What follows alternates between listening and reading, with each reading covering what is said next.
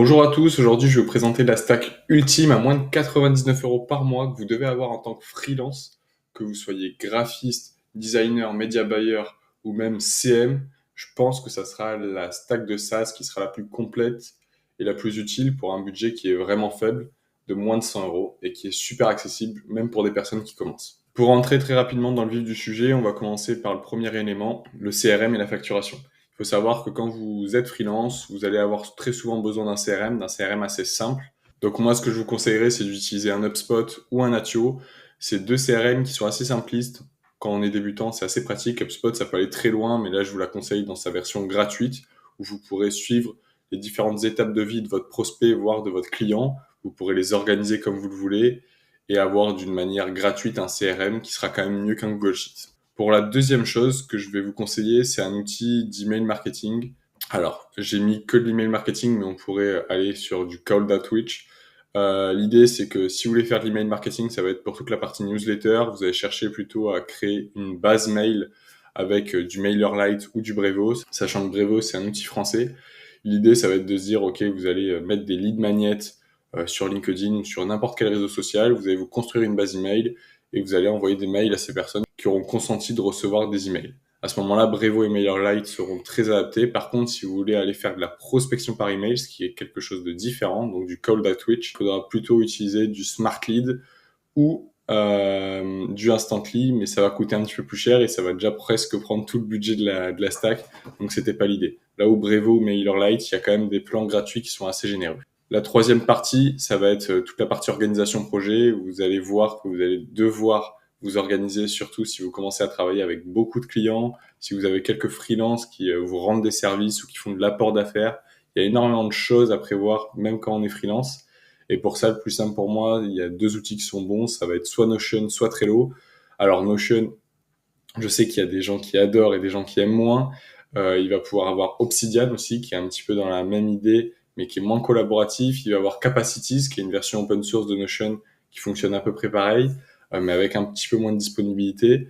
Et sinon, Trello, ça va être beaucoup plus typé comme Asana ou comme Monday, donc vraiment gestion de projet, sauf que Trello, c'est la version minimaliste, donc plus adaptée pour des freelances.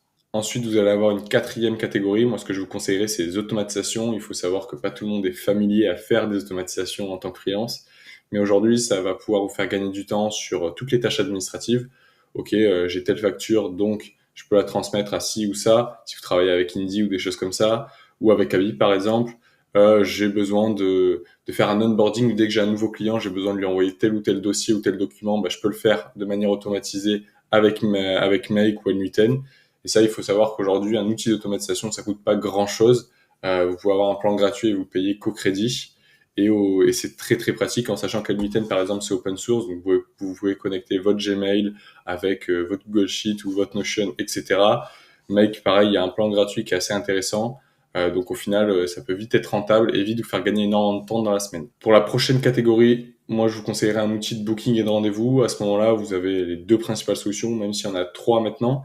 Si vous utilisez déjà Notion, à ce moment-là, il va avoir Notion Calendar qui va maintenant être assez intéressant et qui va être pratique puisque vous pourrez le connecter avec Google Meet et Google Agenda. Sinon, les plus classiques, ça va être Calendly qui est très très connu, qui peut être installé sur votre site web avec juste un bout de code et qui est assez pratique à synchroniser avec n'importe quel agenda, que ce soit un agenda Apple ou un agenda Google. Et vous avez la version de Calendly, on va dire open source, encore une fois, cal.com, où là, c'est encore gratuit, voire moins cher si vous voulez la version maximale en open source et qui fonctionne de la même manière, qui est un petit peu plus minimaliste, mais honnêtement, c'est deux très bonnes alternatives. Pour le sixième type d'outil, je vais vous conseiller un outil de design ou de com visuel. Pourquoi? Parce que c'est essentiel si demain vous voulez faire du contenu même basique. Et à ce moment-là, on va pas partir sur Photoshop parce que ça va prendre peut-être un peu trop de budget au départ. Ce que je vous conseillerais, ça va être justement soit un Figma, soit un Canva. Ça va dépendre de votre niveau d'avancée et ce que vous voulez faire en termes de contenu. Si vous voulez faire du contenu assez simpliste et assez didactique, Canva sera super adapté. Si vous voulez faire du contenu un peu plus technique ou qu'il y a du contenu web, par exemple, type des landing pages ou des choses comme ça, à ce moment-là, Figma sera plus adapté. Et encore une fois, vous allez pouvoir avoir des versions gratuites ou des versions payantes, mais assez accessibles selon ce que vous trouvez. Et en sachant que vous pourrez aussi avoir Photoshop en ligne qui est gratuit via un outil qui s'appelle Photopea.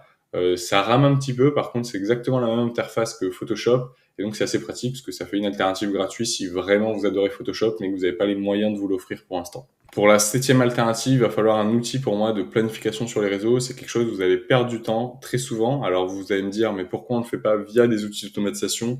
Très souvent, connecter les API, par exemple en tout cas de LinkedIn, sont pas simples. Pour ce qui est de Instagram, Meta, c'est un petit peu plus facile, mais pour LinkedIn, c'est pas si simple que ça. Ce que je vous conseille, c'est de passer via des outils qui l'ont déjà intégré. À ce moment-là, ça va coûter peut-être un petit peu de budget, mais par contre, ça va être très pratique parce que vous allez avoir votre calendrier éditorial. Si vous êtes comme moi à publier sur Twitter, YouTube, LinkedIn, Instagram, il vaut mieux que vous ayez un endroit où vous pouvez tout rassembler, vous prévoyez tous vos posts de la semaine, vous pouvez faire des republications, vous pouvez faire des duplicata. Ça va être bien plus pratique pour vous organiser sur votre contenu et donc pas perdre de temps à dire « Ah, mais j'ai oublié de faire ce jour ou ce jour tel contenu ».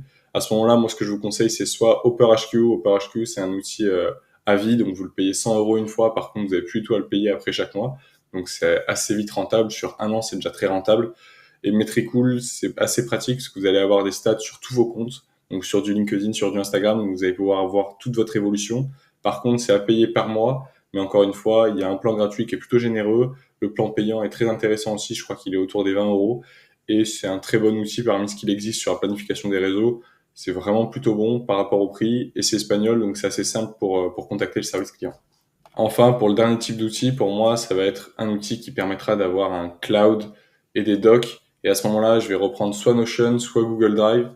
Encore une fois, vous pouvez avoir une version payante de Google Drive pour avoir un petit peu plus de stockage si vous commencez à être un freelance qui va travailler dans du design, donc avec des fichiers qui vont être assez lourds, dans du motion, sur de la vidéo, de la création de contenu. Vous allez voir que ça prend très très vite de la place. À ce moment-là, avoir un Google Drive avec 2 Tera, ça peut être vite intéressant. Ou sinon, vous pouvez vous diriger sur Notion, où pareil, il va falloir payer un petit peu plus de stockage. Mais ça va être encore une fois très pratique, très intéressant d'avoir un outil collaboratif si demain vous avez besoin de partager des fichiers, que ce soit à vos clients ou à des freelances avec qui vous aimeriez collaborer sur un projet ou un autre. Mais du coup, ça sera la stack la plus accessible pour vous si vous voulez avoir la plupart des outils dont vous aurez besoin en tant que freelance et à un prix vraiment très convenable, en sachant que si vous prenez des versions gratuites, vous arriverez à moins de 100 € par mois, parce qu'il y aura que quelques versions que vous aurez à payer, comme la partie automatisation. Et si vous prenez que des versions payantes sur tous les outils, à ce moment-là, vous serez un petit peu plus de 100 € par mois. Mais par contre, vous aurez un petit peu plus de flexibilité et de possibilités, parce que du coup, les plans payants sont souvent un petit peu plus généreux que les plans gratuits, ce qui paraît assez logique. Encore une fois, si vous voulez trouver des alternatives à ces outils sur des besoins très précis, que vous êtes un freelance sur une thématique très compliquée, ce que je vous conseille, c'est de passer par Aperium. Aperium, c'est quoi aujourd'hui? C'est la plateforme que nous, on a décidé de créer pour aider, que ce soit des freelances, des PME, des SME, à chercher leur outil avec un matching sans biais de notoriété ou de marketing. À ce moment-là, vous allez faire une requête sur un besoin très précis. Par exemple, j'ai besoin d'un CRM en tant que freelance qui soit peu cher, par exemple. Et on va vous donner 3 versions, comme CRM Runner, Clientela CRM ou encore Less Annoying CRM, avec le matching. Donc, est-ce qu'ils conviennent bien à votre demande ou pas? Si oui, à partir de matching moyen, ça devrait être plutôt bon. Et vous pourrez aller voir la fiche détaillée pour découvrir l'outil ensuite et prendre un abonnement si l'outil vous convient. Tout ça est totalement gratuit sur Aperium. Vous pourrez aussi avoir l'occasion de créer vos propres stacks, donc de créer ma stack, mettre un titre, etc. et partager à d'autres freelances comme vous votre stack, celle que vous utilisez au quotidien et qui vous paraît vraiment bonne. Et moi, je vous remettrai cette stack que je viens de vous créer là directement dans Aperium. Comme ça, vous pourrez la consulter, la commenter ou quoi que ce soit d'autre pour qu'on puisse travailler ensemble et se donner les meilleurs tips autour des SaaS qui existent. Merci à vous d'avoir regardé la vidéo et n'hésitez pas à me suivre pour d'autres vidéos sur des études de cas comme celle-ci. Et je vous attends très nombreux sur Aperium. On a essayé de faire un service qui convient au plus de monde possible et on cherche toujours à l'améliorer. Il y a une version 2 qui va sortir en juin et qui sera beaucoup plus précise. Vous pourrez choisir le prix précisément des outils que vous cherchez. Est-ce que ce sera des outils français, anglais ou espagnol? Est-ce que ce sera des outils qui seront faciles ou plutôt pour des personnes qui sont plutôt seniors dans leur thématique? Et tout plein de choses comme ça. On essaie vraiment de contribuer à cet écosystème et à cet environnement. Donc on vous en remercie du temps que vous avez passé sur la vidéo et de l'énergie que vous pourrez nous donner pour nous soutenir, même si c'est totalement gratuit. Merci à vous.